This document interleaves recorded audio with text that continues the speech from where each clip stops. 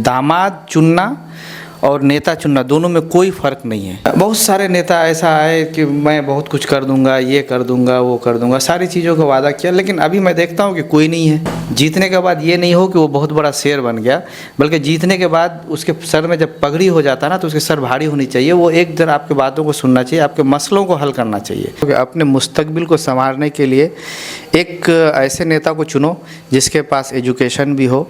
पैसे की ज़रूरत नहीं है, एजुकेशन की ज़रूरत है। मैं ये कहता हूँ कि गरीबों के आवाज़ को उठाएगा कौन? सिर्फ अमीरों के साथ नाश्ता करके उसके साथ घूम फिर वोट देने वाला फिर गरीब मालिक बन जाता है उस टाइम इलेक्शन के वक्त। लेकिन एक चीज़ है कि पॉलिटिक्स में जो लोग भी रहें वो थोड़ा एक्टिव होने की ज़रूरत है। अपने औलाद के बारे में जब तक नहीं सोचना शुरू करेगा तब तक ना सरकार अच्छा बनेगा, ना नेता अच्छा चुना जाएगा, ना इलाके की तरक्की होगी। इलाके की तरक्की के लिए अच्छा नेता, अच्छी सोच, अच्छे विचार। ये हिंदुस्तान है, आज़ाद कंट्री है, इसमें सब करने की इजाज़त है, लेकिन आपके इससे किसी दूसरे को नुकसान नहीं पहुँचे, आपके फैसले से ऐसा नहीं हो कि देश आसमान, महंगाई आसमान पे छू जाए। इस चीज़ पे रोक लगाने के लिए केंद्र में कांग्रेस की सरकार को आने की ज़रूरत है। अस्सलाम आदाब, मैं रमीज़ रेज़ा, आप देख रहे हैं केरीबी लाइव। हम मौजूद हैं Kishanganj Paschim Pali Madina market health scope hospital के डायरेक्टर जनाब हसन रजा साहब के पास। हॉस्पिटल और तमाम तरह राजनीतिक और सामाजिक चीज़ों को लेकर हम डॉक्टर साहब से बात करने वाले हैं। गुजारिश रहेगी कि आप वीडियो को अंत तक देखिए, चैनल को सब्सक्राइब कर बेल आइकन दबा दें। सबसे पहले केरीबी लाइव पहली बार आपके बीच आया है और आपने अपना बहुमूल्य वक्त दिया, इसके लिए आपका धन्यवाद। हम खैर मकदम करते हैं आपका। सबसे पहले आपके व्यूअर्स, आपके चैनल को जितने लोग देखते हैं उनको सलाम, आदाब, नमस्कार। मैं doctor Hasan, director Health scope Hospital. सबसे पहला सवाल तो हम यही करना चाहेंगे कि मैंने कहा कि किशनगंज शहर में आपका हॉस्पिटल, लेकिन थोड़ी दूर हम गए थे, 1-2 किलोमीटर मैंने चला। मेरी पैन की हालत देख सकते हैं। हाँ, मैं चाहूँगा कि पैरों को भी दिखाया जाए। तो किसी एतबार से ये लगता नहीं है कि हम किशनगंज शहर में हैं। समांतर सड़कों में पानी जमा हुआ है, इतना पानी जमा हुआ है, नाला का कोई व्यवस्था नहीं है, जाम इतनी रहती है। खैर जाम शहरों में होता है लेकिन पूरा कीचड़ में है। क्या सही माने में किशनगंज को शहर बोला जाए? नहीं, दरअसल ये है कि शहर तो है, लेकिन उसमें जो सुविधाएं होनी है म्यूनसिपैलिटी में रहने के बावजूद ऐसा सुविधा नहीं मिल पा रहा है, क्योंकि यहाँ के आवाम बहुत ही शरीफ है। इतना है कि वो किसी को एक उल्टा मुंह से बोल नहीं सकता है आप काम क्यों नहीं करते। ये चाहिए, जो सांसद हैं उनको चाहिए, जो एमएलए हैं उनको चाहिए, जो लोग आते हैं बड़े बड़े नेता उनको देख के करना चाहिए कि भाई यहाँ पे सुविधाएं सही नहीं है, यहाँ के लोग कैसे आना जाना करते हैं।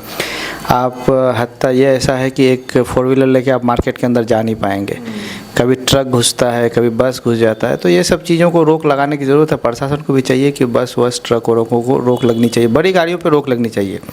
और वन वे का सुविधा बहुत ज़रूरी है किशनगंज में, वन वे होना बहुत ज़रूरी है, चाहे किसी भी रास्ते से उसको वन वे करके कि लोगों को जाने आने में सुविधा हो। और ये जो आप बोले कि पानी जल जमाव का जो ये है, ये किशनगंज में जल जमाव नहीं होनी चाहिए, क्योंकि किशनगंज के बीचों बीच एक रमज़ान नदी करके गुजरा है। ये ड्रेनेज सिस्टम बना करके रमज़ान नदी में डाल करके ये पूरे किशनगंज के पानी को वहाँ तक ले जा सकता है ड्रेन करके। लेकिन अल्लाह जाने क्यों नहीं कर रहा है, या है तो सिस्टम फेल है या क्या हुआ है, ड्रेनेज का क्या सुविधा है, ये आज तक पता नहीं चल पा रहा, क्योंकि मुझे भी आने का ज़्यादा दिन नहीं हुआ है ज़िला में।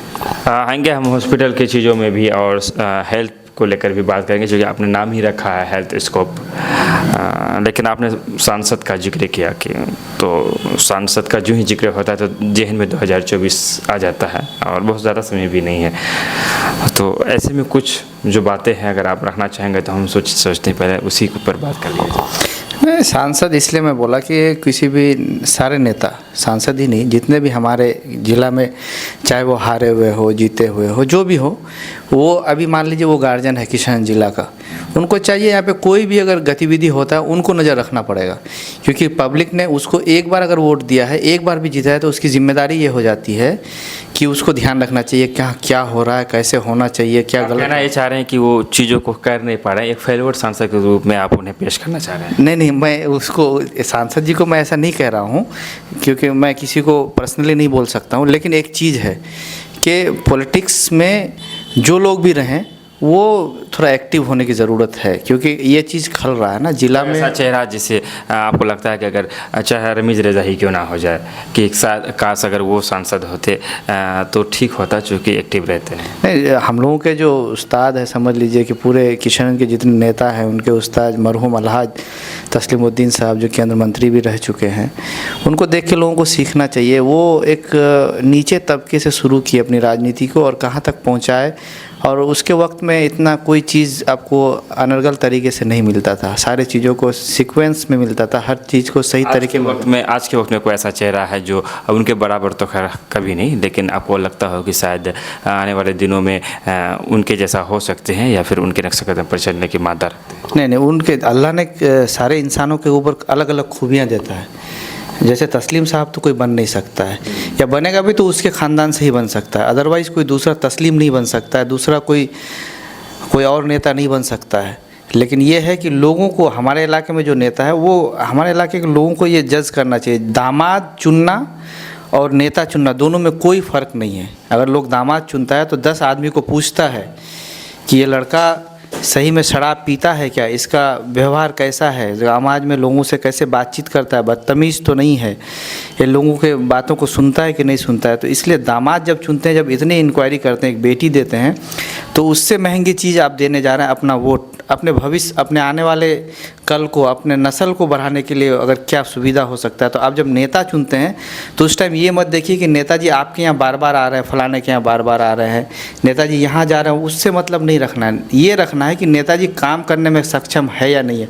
वो एक बार मुँह नहीं दिखाया उससे फ़र्क नहीं पड़ता है, वो काम कर रहा है समाज में या नहीं कर। अगर नहीं कर रहा है तो ऐसे नेताओं की ज़रूरत नहीं है। और ख़ासकर ये सीमांचल है, और सीमांचल हम लोग बहुत गरीब इलाके में हैं, यहाँ की ज़मीन भी इतना उपजाऊ नहीं है कि हमारे यहाँ के लोग बहुत कुछ कर सकते हैं। लेकिन हमारे यहाँ में किसी तरह से हमको कोई फंडिंग नहीं मिल रहा है, किसी तरह की सुविधा नहीं मिल रही है। अगर नेता अगर चाहते तो बहुत सारे लोगों को बहुत सारी चीज़ों से वो फ़ायदा दिला सकता था। लेकिन मैं देख रहा हूँ जहाँ तक कि जो भी बनते हैं वो अपने फैमिली के लिए ही मरते हैं। सर, हम जिस सवाल में आपको लाना चाह रहे थे, अभी जवाब नहीं मिल पा रहा है मुझे, कि कोई ऐसा एक चेहरा हो, चाहे वो विधायक हो, सांसद हो, या कोई मुखिया ही क्यों ना हो जाए, कि आप उन्हें लगता है आपको कि नहीं पसंदीदा है, ये लोग अगर पॉलिटिक्स में आए और इन लोगों को मौका मिले तो हमारे किसान का उद्धार हो?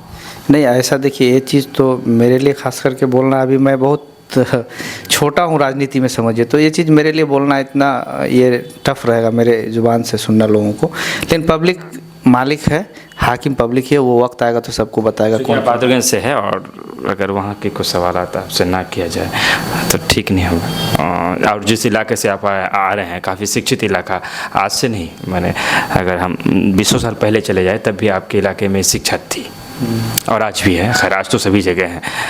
क्या लगता है बहादुरगंज में जो मौजूदा सांसद विधायक हैं और पूर्व विधायक हैं, इन दोनों की अगर तुलना किया जाए तो हसन रज़ा की क्या राय होगी? देखिए, मैं सीधी सी बात यह है कि मैं कांग्रेस में शुरू से रहा हूँ, भले मैं किसी उसके पद पे नहीं रहा हूँ, लेकिन मेरा जो अपना दिली ख्वाहिश है, मैं कांग्रेस को पसंद करता हूँ।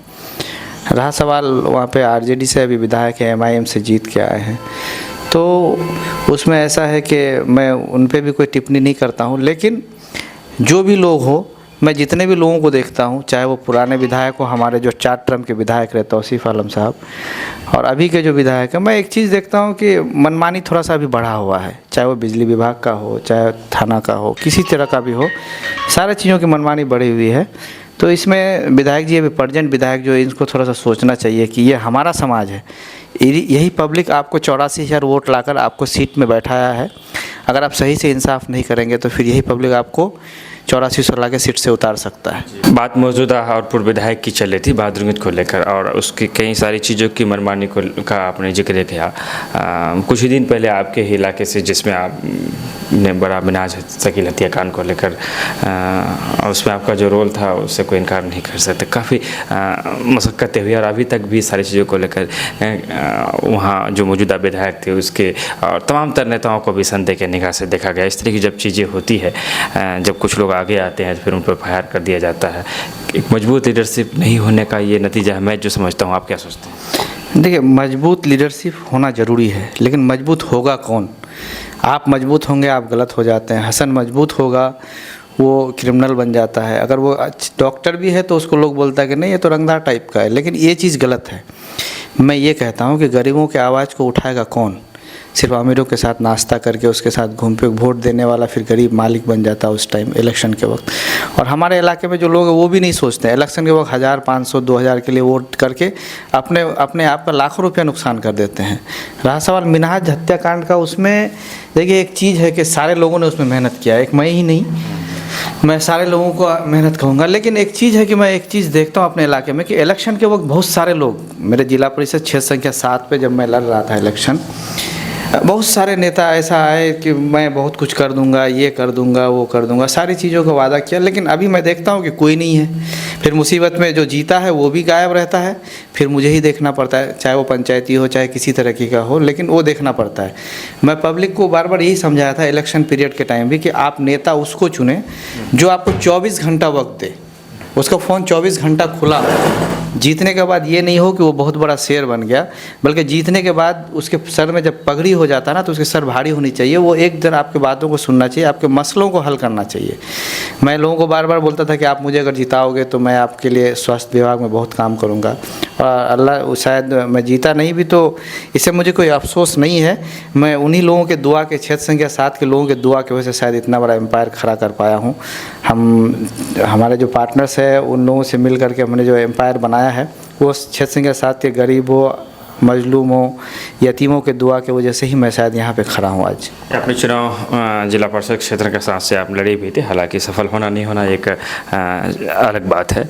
क्या लगता है इस लड़ाई को आप जारी रखेंगे आगे भी, या फिर इससे पीछे हट सकते हैं, या फिर पद बदल सकते हैं? कुछ कहना चाहेंगे?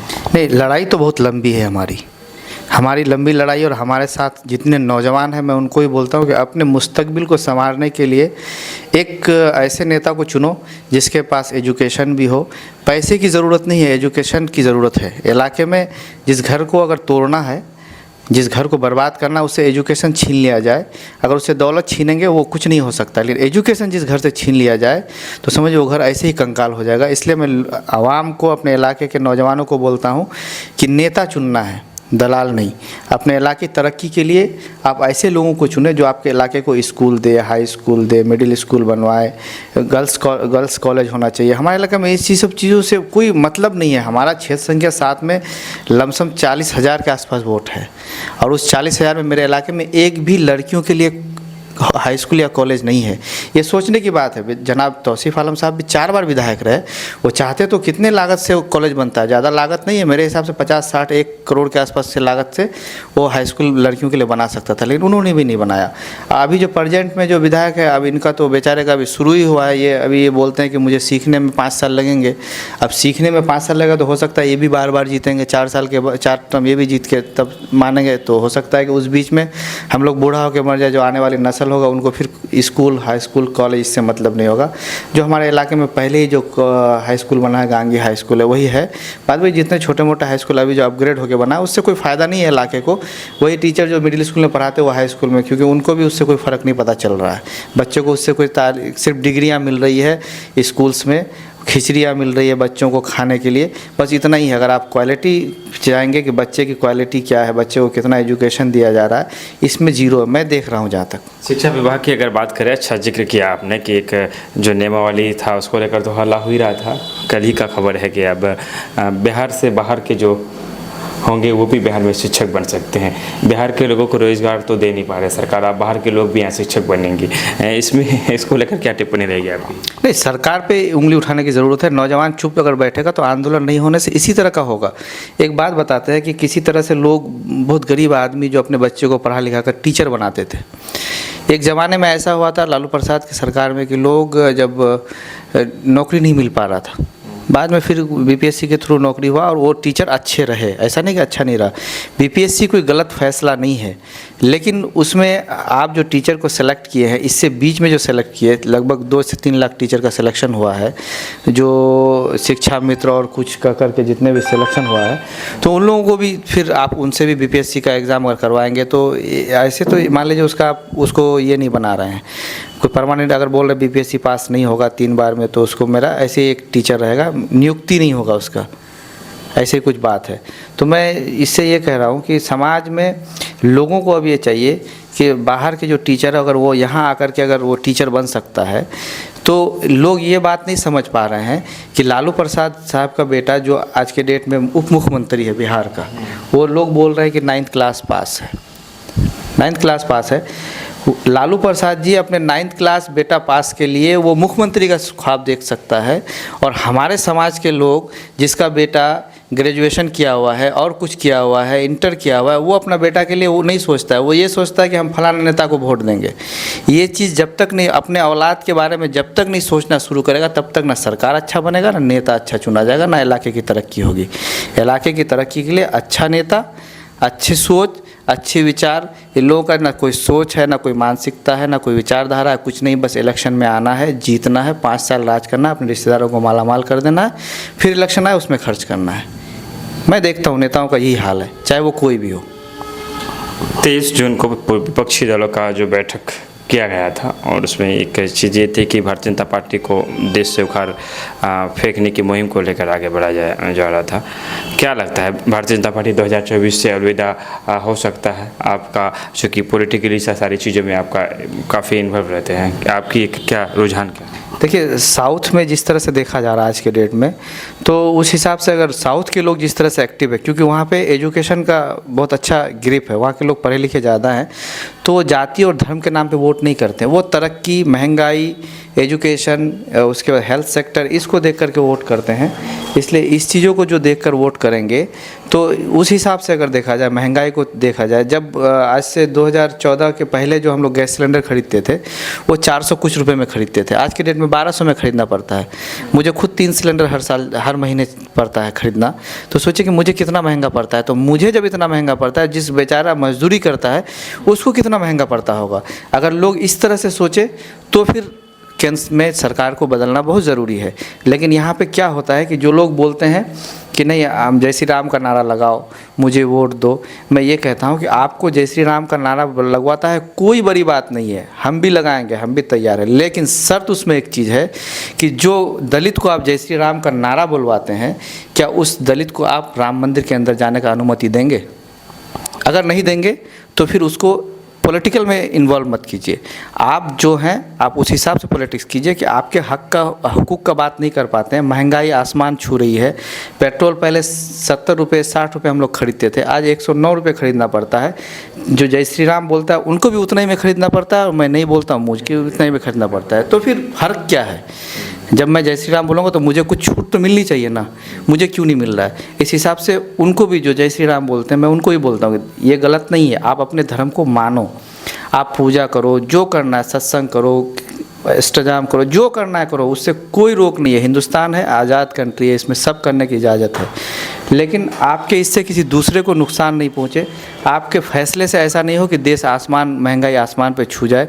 इस चीज़ पे रोक लगाने के लिए केंद्र में कांग्रेस की सरकार को आने की ज़रूरत है। चूँकि हेल्थ डिपार्टमेंट से हैं आप, और लगातार एक तबका मांग कर रहा है, अवैध नर्सिंग होम, सारी चीज़ों को लेकर बात की जा रही है, और कुछ हद तक सच्चाई भी है कि लोगों ने इसे भी एक तरह से बिजनेस के लिए प्रमोट किया है लगातार चीज़ों को। चूँकि आप भी एक डॉक्टर हैं और एक हॉस्पिटल के आप डायरेक्टर हैं, तो मैं चाहूँगा इस पर कुछ चीज़ें हो जो जहन साफ हो लोगों की, हम चाहेंगे बातों पर। देखिए, क्या है कि हेल्थ सेक्टर में जो किशनगंज में देखा जा रहा है, किशनगंज में जो हेल्थ सेक्टर का जो हालत है, किशनगंज में नहीं, इस इलाके में, वो जिसको बीमारी है उसको ये नहीं पता है कि मुझे किस डॉक्टर को दिखाना है। मुझे एमडी मेडिसिन को दिखाना है, सर्जन को दिखाना है, ऑर्थोपेडिक को दिखाना है, डर्मा को दिखाना है, कार्डियो को दिखाना है, नेफ्रो को दिखाना है, ईएनटी को दिखाना है। उस बेचारे को ये पता नहीं होता है। उसको कुछ लोग बोलता है फलाना डॉक्टर के पास जाइएगा आप ठीक हो जाएगा। अरे भाई, जिसको नाक कान गला का जो डॉक्टर हो, वो पेट का क्या बता सकता है? वो कुछ नहीं बता सकता है। जो फिर गैस्ट्रो हो, वो फिर नाक कान गले का नहीं बता सकता है। जो हार्ट का जो स्पेशलिस्ट है, उसको आप अगर लीवर का इलाज कराइएगा तो वो बेचारा नहीं करेगा कुछ हद तक तो पढ़ के आया तो कुछ तो करेगा। लेकिन जो स्पेशलिस्ट है, किशनगंज में बहुत चीज़ों की इस तरह से धांधली चल रही है। अवैध नर्सिंग होम के बारे में आप बोले, अवैध नर्सिंग होम क्यों चल रहा है? किसके इशारे पे चल रहा है? कोई तो होगा, कोई तो शरण दे रहा होगा, या कोई फिर उसमें पेशेंट भी अच्छा खासा है। हर चीज़ की सुविधा होनी चाहिए। एक हॉस्पिटल में जो सुविधा होनी चाहिए, आप जितने अवैध के बारे में बोल रहे हैं, पहले आप सारे अस्पतालों को घूमें। किशनगंज में आपको 4 से 5 ऐसा अस्पताल मिलेगा जिसमें आपको सारी सुविधा मिलेगी। उसके बाद अगर आप खोजेंगे तो आपको किसी में भी किसी तरह का सुविधा नहीं है। चौकी में कोई सो रहा है, कोई हाइजेनिक टाइप का कोई चीज़ का ये नहीं है, ना कहीं सैनिटाइज का कोई सही से व्यवस्था है, ना सही से बहुत बड़ा ओटी है, ऐसा कुछ नहीं है। लेकिन चल रहा है, लोग चला रहा है, लोग चाह रहे हैं अपने से कम में। वो बोलता है हम 15,000 में करेंगे, वो 12,000 में करता है, लोग उसको ऐसा करता है। लेकिन हमारे यहाँ जहाँ तक है, मेरे यहाँ टोटल 24 डॉक्टर हैं।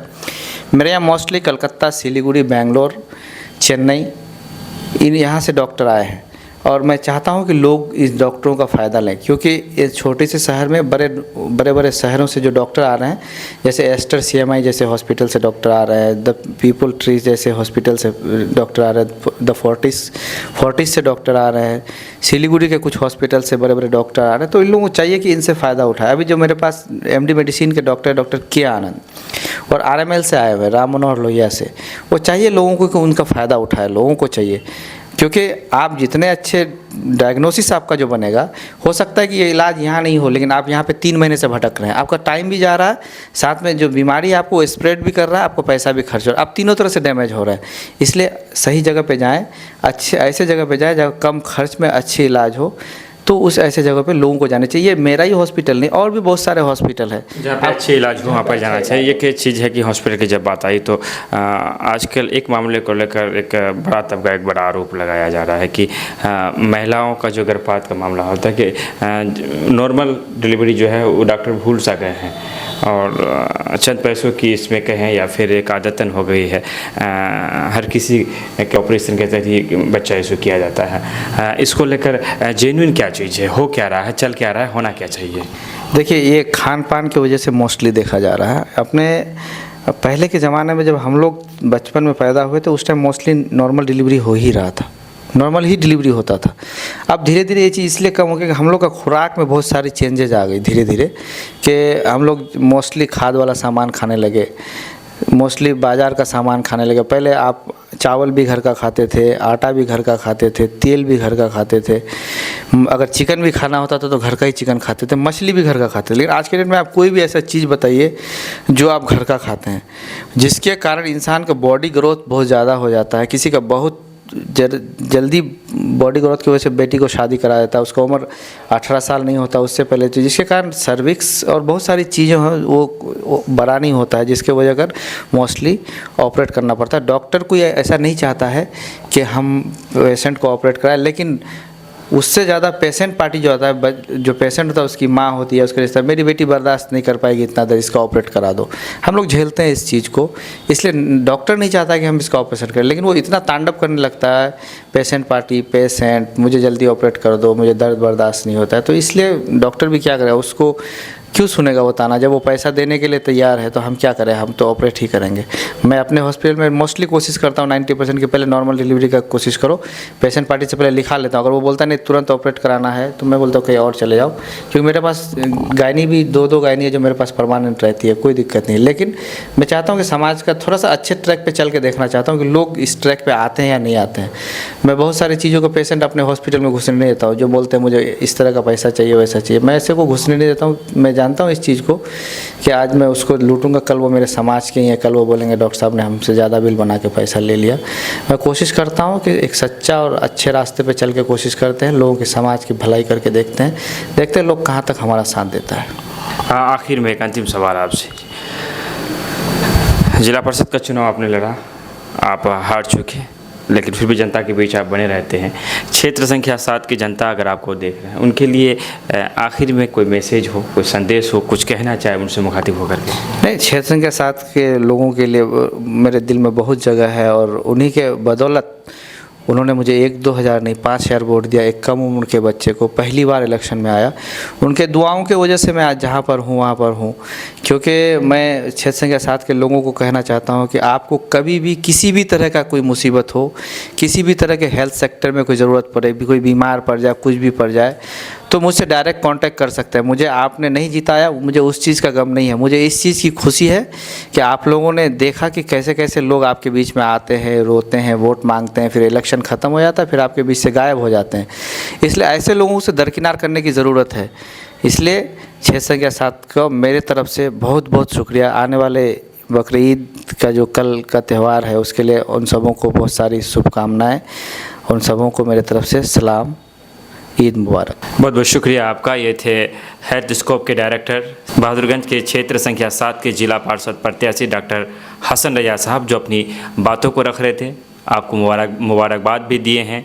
क्षेत्र संख्या 7 के जिला पार्षद प्रत्याशी भी हैं और हेल्थ स्कोप नाम से पश्चिम पाली से पहले मदीना मार्केट में इनका अपना हॉस्पिटल है।